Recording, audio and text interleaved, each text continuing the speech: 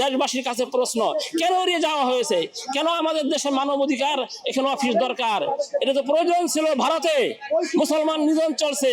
এটা প্রয়োজন ছিল ফিলিস্তিনে, এটা প্রয়োজন ছিল যে সমস্ত দেশে আমেরিকা মানুষদের জাতিসংঘের মাধ্যমে মানবাধিকার লঙ্ঘন করতেছে। তো 5ই আগস্ট, যেই 5ই আগস্ট জুলাই ঘোষণাপত্র মাননীয় প্রধান উপদেষ্টা রাজনৈতিক ব্যক্তিদের সম্মুখে পেশ করেছেন।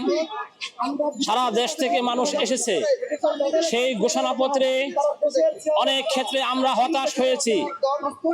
শেখ হাসিনার 15 বছরের শাসনের সর্বপ্রথম যিনি 8 সালে ক্ষমতায় আসার পরে পিলখানায় যে সেনা অফিসারকে হত্যা করেছেন, 57 জন সেনা অফিসার, এই পিলখানার হত্যাকাণ্ডকে প্রধান উপদেষ্টার যে ঘোষণাপত্র এর থেকে এড়িয়ে গিয়েছে।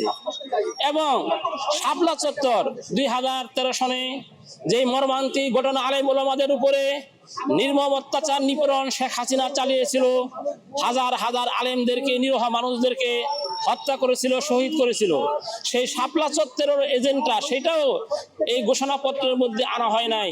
এরকম ভাবে 23 সালে ওলামায়ে কেরাম মোদি বিরোধী আন্দোলনে যেরকম ভাবে ঝাঁপিয়ে পড়েছিলেন সেটাও আনা হয় নাই। এরকম অনেক কিছু পাশ কাটে আনা হয়েছে।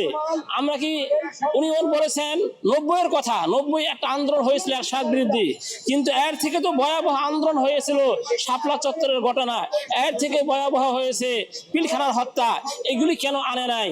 এবং সেখানে আমরা এগুলির ওনাকে অনুরোধ করব, উনি যাওয়ার পূর্বে এই সমস্ত বিষয়গুলি যেগুলি অনেকেই প্রতিবাদ করেছেন, এই সমস্ত বিষয়গুলি ওনার আনা দরকার।